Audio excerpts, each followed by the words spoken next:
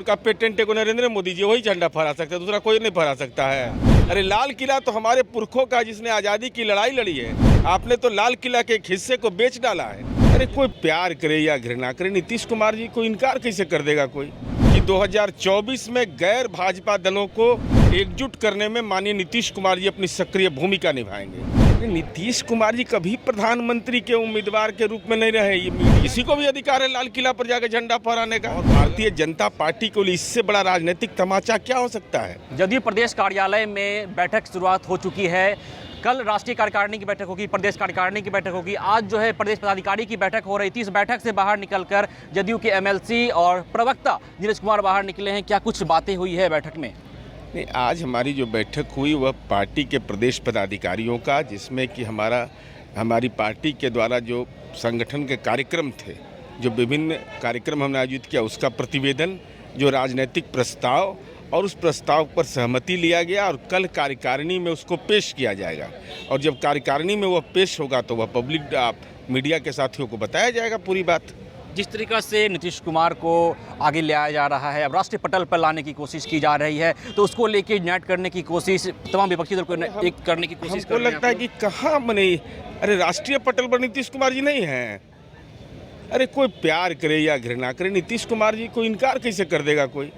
और हमारी पार्टी वही काम कर रही है जो हमारी पार्टी का नाम है, जनता दल यूनाइटेड। तो हमने तय किया है कि 2024 में गैर भाजपा दलों को एकजुट करने में माननीय नीतीश कुमार जी अपनी सक्रिय भूमिका निभाएंगे। तो यूनाइटेड नाम भी है, यूनाइट करने का काम भी करेंगे। यानी मिशन 2024 को लेके प्रदेश पदाधिकारी की बैठक में बातचीत हुई है? अरे बिल्कुल, राजनीतिक परिस्थिति की चर्चा हुई है और हमने ये तय किया है, हमने ये महसूस किया कि हमारे साथ क्या क्या हुआ। दल के अंदर रह कर के लोग हम कमज़ोर कर रहे थे। उसके बाद हमारी सहयोगी पार्टी ने जिस तरीके का आचरण किया था, उन तमाम बिंदुओं की चर्चा हुई। और साथ ही साथ हमारा जो भविष्य का राजनीतिक लक्ष्य है, उन तमाम बिंदुओं पर हम तय किए। यानी अब तय है कि नीतीश कुमार को आप लोग केंद्र में भेजने का काम करेंगे? नीतीश कुमार जी कभी प्रधानमंत्री के उम्मीदवार के रूप में नहीं रहे। ये मीडिया के लोग परेशान रहते हैं कि कुछ तो मिलता नहीं है तो नीतीश कुमार जी को प्रधानमंत्री का उम्मीदवार बना दो। तो इसलिए नीतीश कुमार जी न अपने मुंह से बोले हैं, न जनता दल यू के ऑफिशियल ट्विटर से है, न राष्ट्रीय अध्यक्ष ने बोला, न प्रखंड अध्यक्ष ने बोला। तो हमारा लेकिन आपके ही मंत्री ने कहा था कि नीतीश कुमार 2024 में लाल किला से झंडा फहराएंगे। तो उनका पेटेंट है को नरेंद्र मोदी जी वही झंडा फहरा सकता है, दूसरा कोई नहीं फहरा सकता है। तो इसका अर्थ तो यही निकलता है ना कि प्रधानमंत्री को उम्मीदवार के तौर पर आप घोषित कर रहे हैं। कोई निकाल रहा, उनका पेटेंट है लाल किला। अरे लाल किला तो हमारे पुरखों का, जिसने आज़ादी की लड़ाई लड़ी है। आपने तो लाल किला के एक हिस्से को बेच डाला है।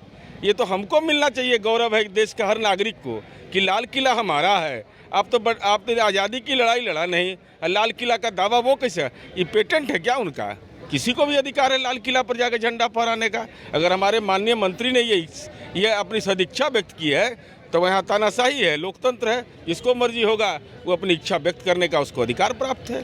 तमाम तरह के चेहरे हैं विपक्ष में, उनको यूनाइट करने की कोशिश कर रहे हैं। लगता है कि नीतीश कुमार जो है इससे यूनाइट करने में सफल हो पाएंगे? क्योंकि बहुत सारा चेहरा है, मायावती का चेहरा है। कि नीतीश कुमार जी को केंद्र बिंदु में लोग रखते हैं, इसलिए एहसास नहीं होता है। एहसास तो हो जाना चाहिए था। परसों ही तेलंगाना के माननीय मुख्यमंत्री और भारतीय जनता पार्टी को लिए इससे बड़ा राजनीतिक तमाचा क्या हो सकता है कि राष्ट्रवाद का ठेकेदार बने हुए थे आप, कि हम ही इसके पॉलिटिकल कॉन्ट्रैक्टर है, दूसरा कोई है नहीं।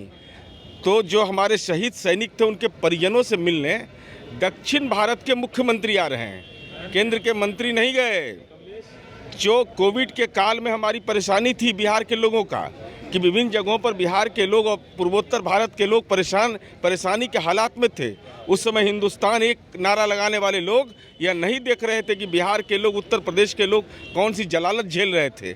तो आज अगर वहाँ दुखद अग्निकांड हुआ और वहाँ के मुख्यमंत्री हम मिलने आ रहे हैं, तो उत्तर भारत और दक्षिण भारत का तो मिलन हो रहा है।